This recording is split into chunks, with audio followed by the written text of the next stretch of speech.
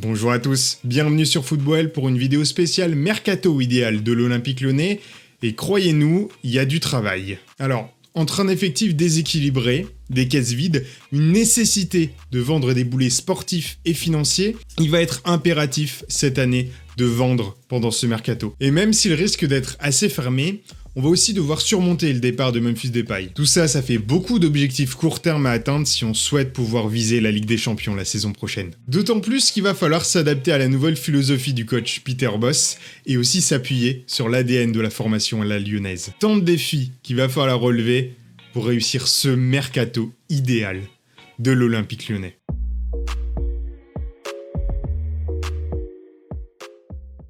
Alors, comment on va procéder? En 5 étapes. Une première, on va s'attarder sur l'historique, ce qui a déjà eu lieu sur ce mercato. Une seconde, on va vouloir dessiner les grandes lignes de ce qu'on va vouloir viser cet été. Puis arrivera cette troisième partie avec cette revue d'effectifs qui va nous permettre de cibler les besoins de recrutement. Et pour finir, bien sûr, chacun d'entre nous dévoilera ses propositions suivant les portraits robots qu'on aura définis précédemment. Allez, rentrons tout de suite dans le vif du sujet et commençons par rappeler les mouvements d'effectifs récents avec en tout premier lieu les départs en fin de contrat de Memphis Depay et de Djamel Belmamri. Les deux sont partis respectivement du côté du FC Barcelone et du Qatar SC. Du côté des arrivées, elles sont pour l'instant au nombre de 2, avec Damien Da Silva et Enrique Silva, tous devenus libres de Rennes et Vasco da Gama. Pour les ventes, même bilan jusqu'ici avec les conclusions des 2 premières ventes, celle de Melvin Baranis et celle toute récente de Joachim Andersen à Crystal Palace. Les 2 ventes pour des montants de 3 et 17,5 millions d'euros de part fixe. L'Olympique Lyonnais est également en train de travailler sur l'arrivée du gardien international camerounais André Onana. Le club est déjà d'accord avec le joueur, mais il doit trouver un accord avec l'Ajax Amsterdam. Pour cette vidéo, nous partirons du principe qu'Onana va bien signer à Lyon, en espérant que cela se fasse dans les prochaines semaines. Avant toute analyse de l'effectif ou proposition de recrue, il faut évidemment déterminer les prérequis, les lignes directrices qui devront être suivies lors de ce mercato d'été 2021. Considérons d'abord l'état des finances du club. L'irruption du Covid a engendré un gros manque à gagner. Absence de spectateurs dans les stades, donc plus de revenus de billetterie et des contrats de diffusion qui ont été complètement chamboulés depuis 1 an et demi. Ce qui a obligé le club à contracter 2 prêts garantis par l'État pour assurer sa survie à court terme. En plus de cela, il y avait déjà les prêts obligataires concernant le financement du stade qui empêchaient de dépenser largement. Sur cette base, on peut donc conclure pour le mercato lyonnais que les ventes devront inévitablement dépasser les achats pour avoir une balance des transferts positive. On peut estimer qu'un solde de plus 50 ou 60 millions d'euros à l'issue du mercato doit être envisagé. Ensuite, la gestion du mercato doit aussi être en adéquation avec la philosophie de jeu de Peter Bosz, le nouvel entraîneur lyonnais. C'est un entraîneur qui a une façon spécifique de jouer. Plutôt en 4-3-3, il prône un jeu de possession, un pressing intense, un bloc haut, et il est connu pour accorder une confiance audacieuse aux jeunes joueurs. Sur un point du schéma de jeu en particulier, il a par exemple souvent la volonté de jouer avec un des 2 latéraux qui a vocation à être très défensif, notamment en phase de possession. On peut donc envisager que ce sera le latéral gauche qui remplira cette tâche à l'OL, les latéraux droits Dubois et Gusto étant plutôt tournés vers l'offensive. Enfin, l'OL se doit aussi d'anticiper les situations de joueurs en fin de contrat l'année prochaine. On en dénombre 3, avec Slimani, Cheikh Diop et surtout Denayer. Et il faudra également statuer sur le sort de ceux qui souhaitent éventuellement partir. Andersen, lui, s'en est déjà allé selon son souhait, et on doit désormais penser au cas Aouar et Dembélé, qui sont les joueurs qui pourraient manifester une envie de départ, bien qu'encore aujourd'hui, rien ne soit fait. Ah, et évidemment, le but de ce mercato est de renforcer la qualité de l'effectif cet été, ou à minima, la maintenir en l'état, tout en diminuant la quantité de joueurs disponibles. À l'heure actuelle, Lyon compte déjà une 40aine de joueurs sous contrat. C'est un peu trop. On va donc s'attendre à plus de départs que d'arrivées, et les nouvelles recrues devront bien sûr apporter une réelle plus-value sportive. Il est maintenant temps de disséquer l'effectif lyonnais et d'en faire une revue exhaustive. Comme annoncé, nous considérons l'arrivée d'Onana comme inéluctable, et dans ce contexte, on fait le choix de se séparer d'Anthony Lopez. C'est un choix fort pour un joueur qui a été titulaire indiscutable pendant plusieurs années, mais ce dernier ne peut rester avec l'arrivée d'Onana qui prendra indiscutablement la place de numéro 1 dans la hiérarchie des gardiens. Ce départ nous fait économiser 400 000 euros de salaire par mois, tout en évitant une lutte d'ego intestine dans notre vestiaire. On espère alors un montant avoisinant les 12 millions d'euros pour un Lopez qui était de toute façon en baisse de régime depuis 2 saisons. En conséquence, nous faisons le choix de conserver Julian Pollersbeck dans un rôle de numéro 2 et de nettement le responsabiliser puisqu'il devra disputer les matchs de Ligue 1 jusqu'au retour de suspension d'André Onana. Pollersbeck restera également le gardien titulaire en Coupe de France. Pour le poste de 3e gardien, ce sera au choix entre 2 joueurs formés au club, j'ai nommé Malcolm Barcola et Kane Bonnevie. Le choix dépendra de leur progression respective. Pour ce qui est de la ligne défensive, aucun changement côté droit, avec Léo Dubois qui restera titulaire faute de mieux, et un Malo Gusto qui intégrera la rotation, voire plus, selon ses performances. Dans l'axe, le cas Andersen est déjà réglé avec son départ en Angleterre. Il faudra en revanche prolonger Denayer ou le vendre, son contrat expirant en juin 2022. L'Olympique Lyonnais ne peut se permettre de voir l'international belge partir librement, d'autant qu'il partira comme titulaire cette année.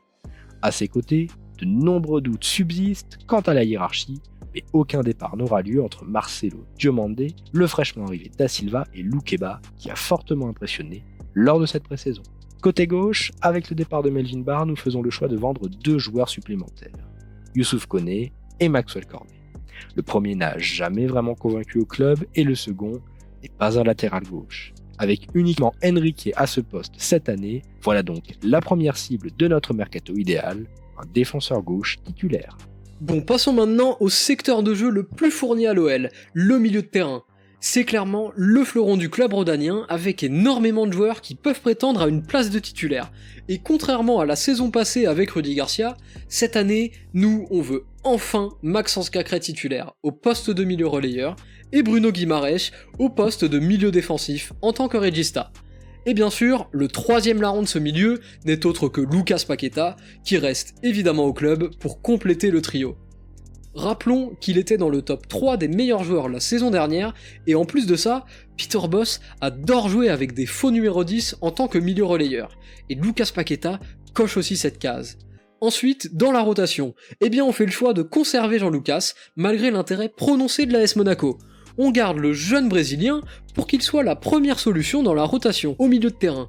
Sauf si un club, qui n'est pas un club de Ligue 1 parce qu'on ne veut plus jamais renforcer nos concurrents directs, #Amin Gouiri, arrive avec une offre de 15 millions d'euros ou plus. Et dans ce cas-là, petite piste bonus qu'on dépose sur le côté de la route mais qu'on ne développera pas plus, Joe Everman pour 8 millions d'euros en provenance d'Heerenveen, et qui peut jouer numéro 6 et numéro 8. Pour compléter ce milieu de terrain, on est l'Olympique Lyonnais, et à l'Olympique Lyonnais, on a confiance en notre centre de formation. On a donc décidé d'incorporer dans la rotation les jeunes pousses Florent Da Silva et Habib Keita, que Peter Bosz a déjà pu voir jouer durant les matchs amicaux. Ensuite, gros cas particulier avec Jeffrey Adelaide. Pourquoi cas particulier ? Parce qu'il revient d'un prêt à Nice, prêt où il a malheureusement été une seconde fois victime d'une rupture des ligaments croisés. Il reviendra probablement d'ici janvier 2022, mais à ce moment-là, il pourra apporter. Car c'est indéniable, l'international espoir a un talent certain. Enfin, les derniers joueurs au milieu dont on n'a pas encore parlé, ce sont les joueurs dont on a décidé de se séparer. Tout d'abord, Thiago Mendes. Mendes parce qu'il n'a jamais convaincu depuis qu'il est arrivé à Lyon. Mendes parce qu'il veut partir, et fait le forcing actuellement pour rejoindre Flamengo. Et Mendes parce qu'à Lyon, on l'a déjà dit, on a besoin d'argent. Et si on peut en tirer 10 millions d'euros, c'est avec un grand plaisir qu'on l'amènera à l'aéroport. Ensuite, il y a le cas Pape Cheikh Diop. Ce cas-là, il est vite réglé. Il n'aura jamais réussi à s'imposer, que ce soit à Lyon ou même à Dijon en prêt, et on essaiera d'en tirer 2 à 3 millions d'euros. Et pour finir, le cas le plus épineux de l'effectif, Oussem Aouar. Et oui, on choisit de vendre Oussem Aouar. Alors croyez-nous clairement, c'est pas du tout lié à son talent. On est tous convaincus qu'il en est bourré. Mais on l'a déjà dit, l'OL a besoin de liquidité. Et c'est une potentielle vente de 25 millions d'euros. D'autant plus que Lyon est déjà très bien armé dans ce secteur de jeu. Ce transfert pourrait d'ailleurs aussi être très bon pour sa carrière personnelle, car on a l'impression qu'il a déjà un peu fait l'année de trop avec son transfert avorté de l'été dernier. Les attaquants maintenant, on va commencer avec une bonne nouvelle, le retour de Moussa Dembélé. Moussa Dembélé, il faut qu'il soit titulaire indiscutable en neuf la saison prochaine. Il est talentueux et c'est un tueur dans la surface de réparation s'il est en confiance. Et on est persuadé que Bosz, il réussira à la lui redonner cette confiance nécessaire pour inscrire une 20aine de buts sur une saison. Sa doublure, elle est déjà au club, elle est connue, on conserve Islam Slimani qui est arrivé en janvier. En revanche, c'est une vente qu'on va rechercher pour Tino Kadewere. Une vente pour le budget, encore une fois. Sachant qu'en plus, il n'aurait été que la 3e option au poste de buteur cette année. On en espère donc une 15aine de millions d'euros. Sur les ailes, énorme chantier. Car c'est le gros manque. Le manque principal de l'OL. Et ce depuis des années. En effet, au niveau des ailiers, il faudra absolument recruter un titulaire indiscutable, et c'est là notre deuxième principale cible de ce mercato idéal. Cependant, on dispose quand même de Ryan Cherky, qui va devoir jouer de plus en plus, débuter de plus en plus de matchs, parce que le talent, il est là, il est indéniable, et on sait que Peter Bosz peut très facilement faire confiance aux jeunes pétris de talent comme Ryan. Toko Ekambi, pour sa part, eh bien on le conserve, dans la rotation. Pourquoi ? Parce que c'est le seul qui a un profil comme le sien dans l'effectif. Un profil qui recherche la profondeur, un profil qui n'est pas avare d'appels de balles. Enfin, les petits jeunes, comme toujours, Bradley Barcola et Bossiwa, pourront être responsabilisés petit à petit dans le groupe pro en tant que troisième option sur ces deux postes d'ailier. Au bilan, comme vous le voyez, on a identifié nos deux besoins principaux, qui sont donc le poste de latéral gauche et le poste d'ailier titulaire indiscutable.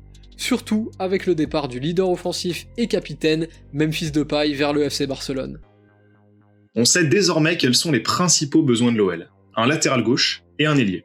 Mais intéressons-nous aux caractéristiques requises par ces postes pour que les recrues puissent s'intégrer pleinement dans les plans et la philosophie de jeu de Peter Bosz. Pour le latéral gauche titulaire, on cherche un joueur pour lequel les prérequis seront principalement défensifs, sans pour autant qu'il soit dépourvu de qualités offensives. Il nous apparaît impératif qu'il dispose d'une qualité de placement supérieure à celle que pouvait offrir Maxwell Cornet la saison dernière. Accompagné de tout ça, une rigueur défensive et une qualité de tacle pour récupérer les ballons plus facilement sont attendus. Enfin, on recherche aussi une capacité à être au marquage de son vis-à-vis pour faciliter l'interception du ballon et la reprise de la possession, sans oublier une qualité de centre indéniable pour les fois où le latéral aura le ballon dans son couloir. Pour ce second portrait robot, on vise désormais un ailier titulaire indiscutable, et évidemment, il faut une nouvelle fois prendre en compte la philosophie du nouveau coach. Dans son ancien club au Bayer Leverkusen, Peter Bosz, il a beaucoup aimé pouvoir travailler avec des Moussa Diaby ou des Leon Bailey, et leur profil, eh bien il est littéralement inexistant dans l'effectif lyonnais. D'ailleurs, ça ne date pas d'hier, mais d'il y a déjà de très longues années, et donc c'est pour ça que le profil type qu'on va chercher est axé sur les profils types de Moussa Diaby et de Leon Bailey. Soit un vrai ailier, un dynamiteur, un dribbleur, avec une belle pointe de vitesse, et un joueur qui vient pour être titulaire indiscutable, donc déjà prêt au haut niveau. Ça y est, on y est, c'est le moment tant attendu de cette vidéo. Voici les propositions de recrues pour renforcer l'équipe aux deux postes que nous avons identifiés. Et on va pas se limiter à une seule proposition par poste, non, on va vous en proposer 4 pour le poste de latéral gauche, 5 pour le poste d'ailier, ce qui fait en tout, si vous comptez bien, près d'une dizaine de joueurs. Vous aussi, n'hésitez surtout pas à donner vos joueurs en commentaire, on est très curieux d'avoir votre avis sur la question. Alors c'est parti pour les 9 propositions que Meltsen et Ferrandinho vous ont concoctées, et on commence par le poste de latéral gauche. Ma première piste pour le poste de défenseur gauche se nomme Maximilian Mittelstadt. Joueur du Hertha Berlin, l'Allemand a enchaîné sa 3e saison d'affilée à plus de 20 matchs titulaires, toutes compétitions confondues. Âgé de 24 ans, le latéral d'1,80 m est un joueur très à l'aise défensivement, avec une belle qualité de tacle et d'interception. Offensivement, Mittelstadt est un excellent passeur, à l'aise dans le jeu long et les ouvertures. Bon dribbleur, il est un extrêmement bon centreur. Avec une belle qualité de leadership, il rejoindrait l'OL dans un rôle de titulaire indiscutable dont il n'a jamais vraiment profité avant. À Lyon, il disputerait ses premières minutes en Europe, et un montant avoisinant les 14 millions semble plausible pour recruter un joueur de 24 ans à la marge de progression encore grande. Ma seconde piste pour le poste de latéral gauche vient également de Bundesliga. Il s'agit de Paolo Ottavio de Wolfsburg.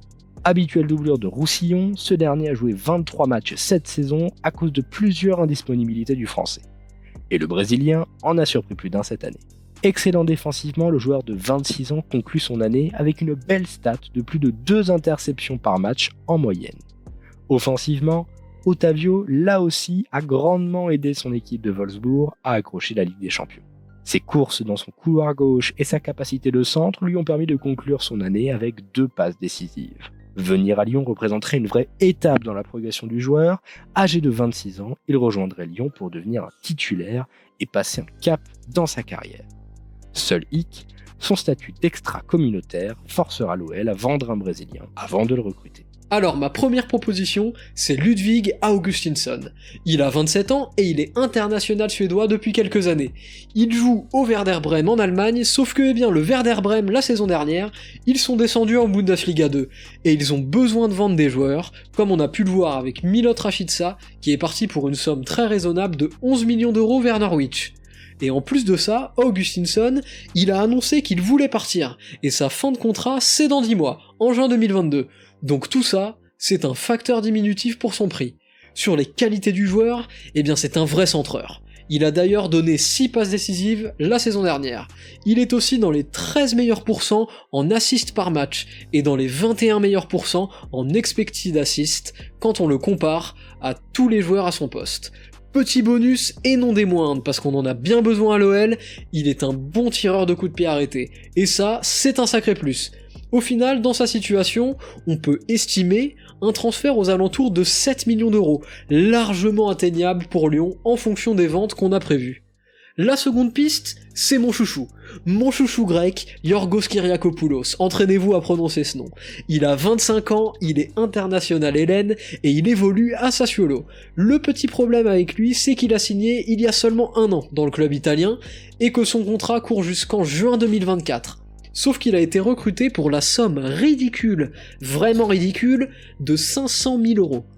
Là où se situe la petite ouverture pour espérer un transfert de Kyriakopoulos, c'est que Sassuolo compte 2 numéros 1 au poste de latéral gauche, avec Rogerio et donc mon international grec.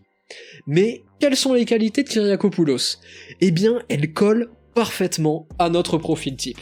C'est un très bon défenseur, tout en étant relativement complet. Et ça devrait plaire à Peter Bosz. En défense, il est une belle référence à son poste, en particulier lorsqu'on regarde ses statistiques avancées de tacle, où on remarque très rapidement qu'il est vraiment très précieux dans ce domaine.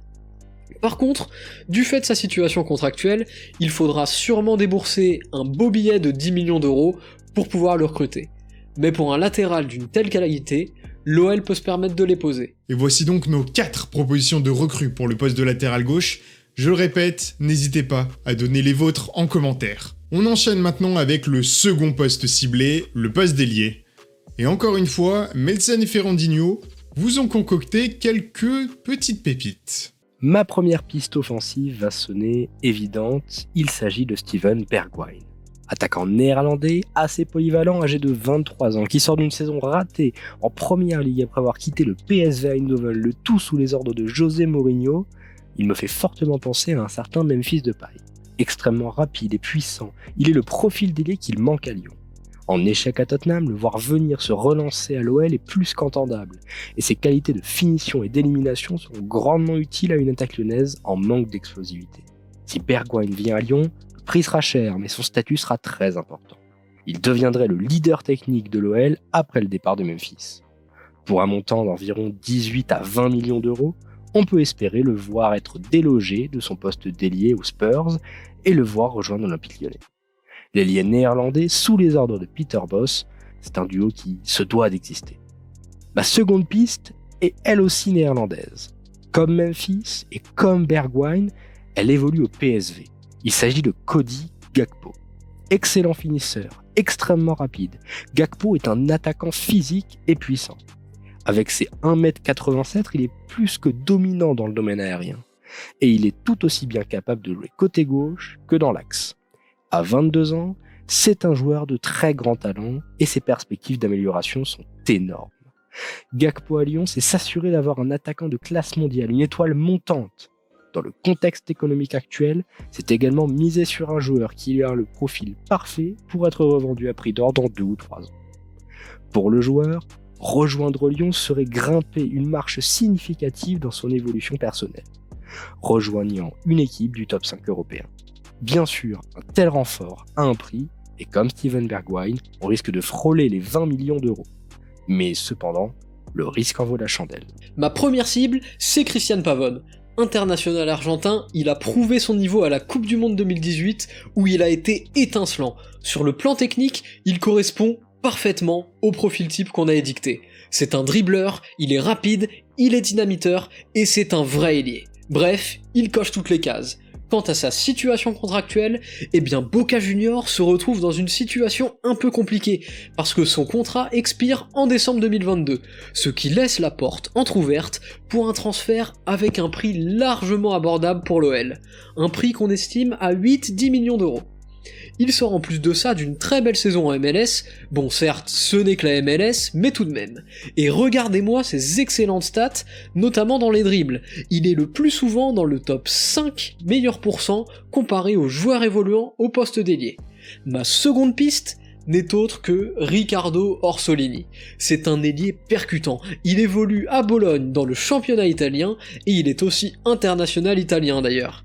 Et il se murmure que Bologne aimerait le vendre pour récupérer un petit billet, et c'est un billet qui n'est pas si élevé que ça pour un club comme l'OL, car c'est environ 15 millions d'euros qui seraient demandés par le club italien. Côté forme, il a réalisé plutôt une belle saison, dans un club qui est pourtant assez limité, avec 9 buts et 4 passes décisives. Petit plus, encore une fois, il tire les coups de pied arrêtés. Quant à son profil technique, il est rapide, il est percutant, et il n'est pas avare de tentatives offensives. Il est même dans le top 10% des expected goals à son poste. Et enfin, ma dernière proposition, Mislav Orsic. Il est mon grand favori. Vraiment lui, il explose tout simplement tout ce qu'il a sur son chemin en Croatie avec le Dinamo Zagreb. Certes, on pourrait se dire que ce n'est que le Dinamo Zagreb, mais il le fait aussi en Coupe d'Europe, et notamment contre de grosses cylindrées européennes. Demandez au Tottenham de Mourinho s'il s'en rappelle. Orsic est très certainement celui des ailiers qu'on a proposé qui a le plus gros niveau à l'instant T. Il est rapide, encore une fois, il est percutant, il est très bon finisseur. Franchement, que demander de plus? Il a d'ailleurs des stats exceptionnelles sur la saison dernière, avec 22 buts et 9 passes décisives en 44 matchs disputés. Et d'autant plus que lui aussi a le fameux bonus tireur de coups de pied arrêtés. Dans les stats offensives avancées par rapport aux joueurs jouant au poste d'ailier, c'est très simple, il est top 10% dans quasiment tout, voire même top 5%. Il est en particulier super performant sur ses tentatives de tir. Par contre, au niveau du coût du transfert, ce serait sûrement le joueur qui coûterait le plus d'argent à l'Olympique Lyonnais. On imagine qu'un chèque de 18-20 millions d'euros serait nécessaire pour convaincre le Dinamo Zagreb de le lâcher. Voilà, c'en est terminé de nos propositions. On peut maintenant dresser le tableau des arrivées et des départs pour calculer la balance de transfert et puis voir si on a bien respecté les lignes directrices qu'on s'était fixées. Au bilan, on fait partir 11 joueurs du club pour un total de ventes de 105 millions d'euros, dont les ventes d'Anderson, Aouar, Lopez, etc. Ce qui nous permet de faire arriver 3 nouvelles recrues pour un total de 35 millions d'euros, sans compter les joueurs libres. Onana, c'est 7 millions d'euros, un latéral gauche pour 10 millions et un ailier pour 18 millions d'euros. A noter que les prix qu'on a annoncés pour le poste de latéral gauche et le poste d'ailier représentent les moyennes hautes des propositions qu'on a faites juste avant. Jetons un œil maintenant à cette balance de transfert qui est très nettement dans le vert, à une hauteur de près de 70 millions d'euros en positif. L'objectif financier pour nous, c'est donc coché, et on peut même se permettre de garder Kadewere si on ne trouve pas d'offre. L'objectif de réduction d'effectifs est donc lui aussi validé, puisqu'avec 11 joueurs sur le départ pour 5 en arrivée, ça nous fait moins 6 joueurs sur l'effectif total. On a donc une réduction de la quantité pour une amélioration, une consolidation de la qualité à des postes précédemment déficitaires. Et c'est la fin de cette vidéo spéciale Mercato idéal de l'Olympique Lyonnais, j'espère qu'elle vous a plu. N'oublie pas de t'abonner et de liker la vidéo, et évidemment d'aller regarder tous nos autres contenus sur nos différents réseaux sociaux, tout est dans la description. Quant à nous, on se donne rendez-vous pour le début de la saison prochaine de Ligue 1 sur Twitch, avec l'avant-match qui aura lieu jeudi prochain, et l'après-match qui aura lieu directement après cet OL Brest. Merci de nous avoir suivis, et à très bientôt.